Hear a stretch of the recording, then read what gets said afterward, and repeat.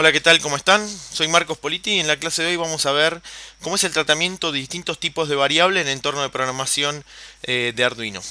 Bien, lo más importante, ¿sí?, para empezar a trabajar en Arduino es conocer cuáles son las tipos, o en realidad para programar en sí, ¿no? Acá yo me estoy enfocando directamente en lo que es la plataforma, el IDE de Arduino, pero también esto sirve para cualquier otro entorno de programación, Eclipse, Visual Studio Code, etcétera. Con algunas particularidades que ahora voy a comentar en un segundito. Los tipos de variables. ¿Por qué son importantes los tipos de variables? Los tipos de variables son importantes porque te dicen cuál es el dato que vos podés poner dentro de esa región de memoria que está nombrada por, en este caso, letras, desde la A hasta la H. ¿Qué quiere decir eso? Quiere decir que si una región de memoria está preparada para recibir, por ejemplo, un carácter y no recibe un carácter, o mejor dicho, lo que yo pongo ahí, si no le digo exactamente que el formato es un carácter, ¿sí?, y quiero cargar un número, bueno, probablemente esto me termine generando una incompatibilidad al momento de procesar ese dato que haga que, si bien estoy operando bien, como los tipos de variables son diferentes, me terminen arrojando datos que son erróneos. ¿Está bien? Entonces lo importante acá es, en este ejemplo, que es un ejemplo de un programa que es inicial, es como para que puedan comenzar a entender cuál es la importancia de este tipo de variable y también cuánto espacio ocupa, ¿sí? Porque eso es muy importante a la hora de decidir si yo voy a trabajar con un tipo de variable u otra en merced de cuánto espacio yo quiero ocupar. Para estos programas, o los iniciales que ustedes van a realizar, por ahí no es tan importante seleccionar correctamente el tipo de variable, sino que vos podrías sobredimensionar absolutamente todo, ¿sí? Pero bueno, siempre voy a, digamos, propiciar el hecho de que se programe de una manera eficiente y no solamente que funcione, digamos, y hacerlo de ese caso de tipo eficaz. Entonces, vamos a ver. A, nosotros le ponemos int. Int, que significa que es entero, ¿sí? Entero. Ahora vamos a ver cuál es el tamaño que ocupa una variable de tipo entero. B es un char. Char es un carácter. ¿Está bien? C es un float. Float es un número decimal, número con coma. Short y long, ¿sí?, son dos variables que ahora vamos a ver para qué se pueden utilizar. La diferencia es en el tamaño, ¿sí? Puedo cargar números en ese caso. uint 8, uint 16 y uint 32-t, en cada una de ellas son un estándar que desde hace unos 8 años se ha venido utilizando y esta definición es multiplataforma. Quiere decir que lo puedo usar tanto en el Visual Studio Code, en el Eclipse, en el Keil, en el IDE de Arduino, y no voy a tener problemas en el caso que quiera compilar en cada uno de esos compiladores. Ahora, no todas las, ¿por qué es que digo que estos son multiplataforma? Porque en realidad no todas las variables, como comentaba anteriormente, son multiplataforma. Existen algunas, como por ejemplo string con S mayúscula, que tiene una definición en el IDE de Arduino. Sin embargo, la variable string con S mayúscula no existe en un entorno en C++, ¿sí? Entonces, ¿qué vamos a hacer? Bueno, lo primero que vamos a hacer es inicializar el puerto serie.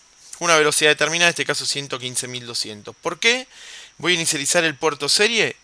Porque de esa manera voy a poder ver qué es lo que surge de la impresión, de los tamaños y de las distintas operaciones que yo estoy haciendo con esas distintas variables que voy a estar utilizando en mi programa. Recuerden que, tal como en los otros videos, la CPU ahora es mi Arduino Uno.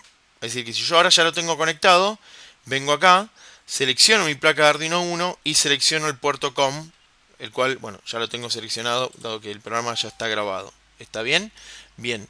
Entonces, en ese caso, lo que vamos a hacer es lo siguiente. Primero, inicializamos con serial begin a una velocidad determinada. Inicializamos el monitor serial a una velocidad determinada. Se escribe así. A, B, C, D, F, así hasta la H, le vamos a cargar el valor 2. ¿Sí? Hago una carga, acá hago una carga de variables. Fíjense que para comentar puedo hacer eso o poner, en este caso, si yo necesite comentar varias líneas, ¿sí? Si no, barra barra, perdón, barra barra, y puedo escribir algo que eso no se va a compilar. En todos casos, A, B, C, D, E, todos siempre con el valor 2. O sea, este ejemplo es didáctico para ver qué es lo que pasa cuando yo cargo esos valores en esas variables. Fíjense que la única que cambia es, con comillas simples, el char, ¿sí? Que es B, que bueno, es la única manera de ingresarlo, si no, no te lo va a imprimir. Posteriormente lo que hago es imprimo, luego en esta tanda lo que hago es imprimo o muestro los valores cargados en las variables. ¿Sí? Luego lo que hago es muestro la palabra tamaños para después poder observar esos tamaños. Y fíjense que lo que hago es imprimo, ¿sí? Para mostrar en el monitor serial, tengo que poner serial print o print line. La diferencia es que con print lo que sigue abajo se va a imprimir uno al lado del otro, ¿sí? Y si yo pongo print line, lo que hace es imprimo y me hace un cambio de línea y posicionamiento a la izquierda. ¿Sí? En ese caso lo que hago es utilizo una función que es del estándar C, que es sizeOf. Esa función, ¿qué es lo que te devuelve? Te devuelve el tamaño en bytes de la variable que yo pongo entre paréntesis acá adentro. Entonces en este caso lo que voy a mostrar es el sizeOf A, es el tamaño de A, el tamaño de B, el tamaño de C y así sucesivamente.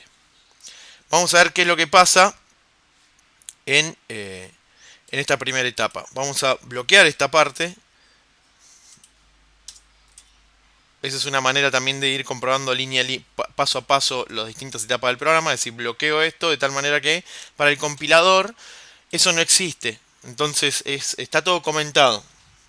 Entonces de esa manera digamos, no infiere o no afecta, mejor dicho, el programa anterior.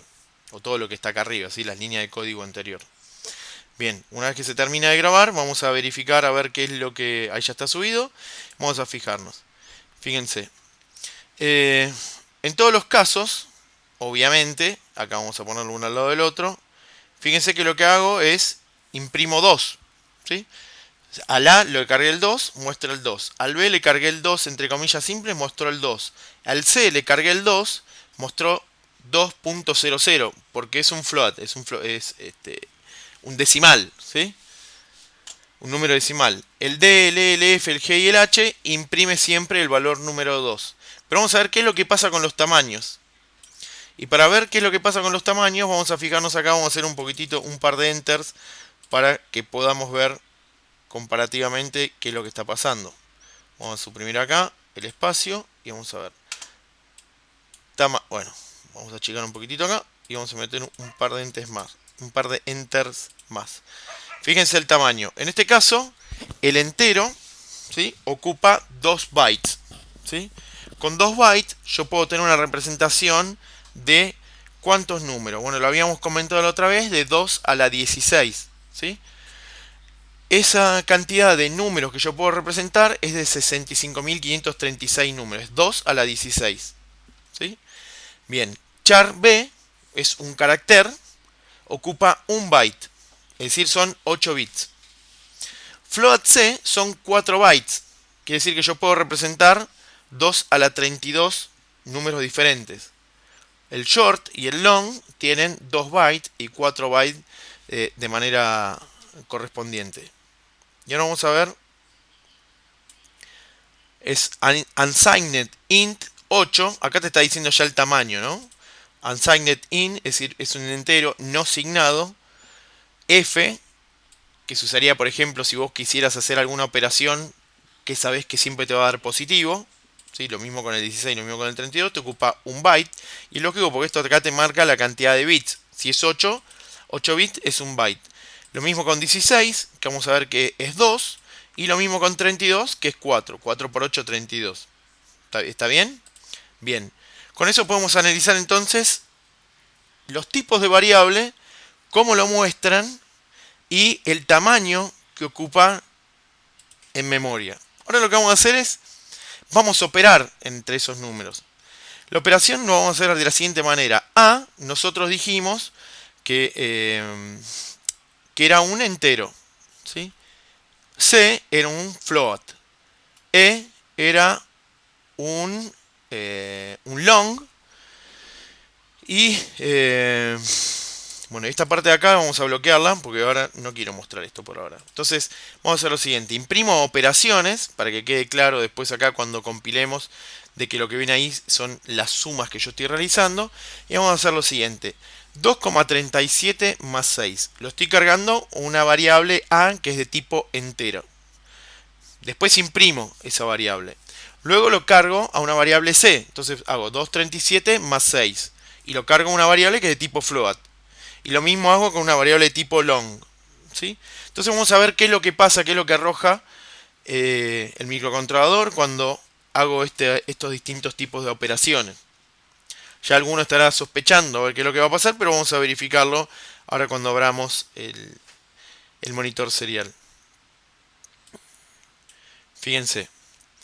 En el primero de los casos, A, yo hago un 2,37, estoy sumando un decimal, ¿sí? Sin embargo, yo había definido al tipo de variable A como un entero, con lo cual no te puede entregar otra cosa más que un entero. Yo puedo hacer la operación que quiera acá, ¿sí? No me va a tirar un error, pero te está arrojando el valor que vos en ese caso no desearías, porque vos se supone que hiciste 2,37 más 6, querrías observar el valor 8,37.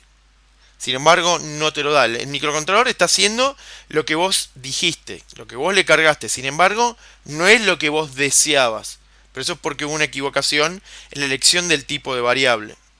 El C es un tipo float. Entonces, cuando yo estoy cargando el 2,37 más 6, me va a dar exactamente el valor de 8,37. Pasa algo similar al A, pero con el C. Cuando yo estoy tratando de... Perdón, con el E. Cuando yo estoy tratando de hacer la suma de 2,37 más 6, al ser un tipo de variable que no es float, fíjense que arroja el valor 8. Con lo cual, bueno, en ese caso, vuelvo a tener el mismo problema que con el A. Quiero mostrar 8,37, sin embargo, me estoy equivocando en el tipo de variable que yo estoy utilizando. Bien.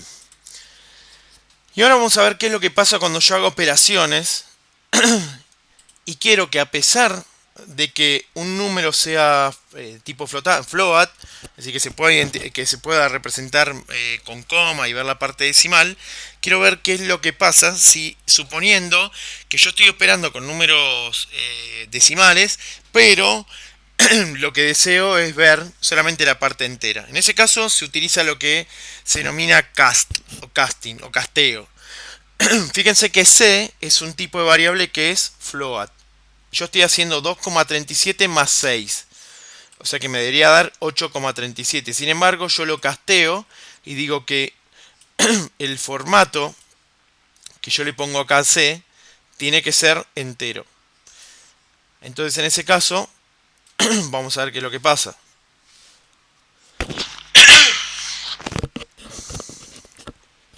Estamos compilando.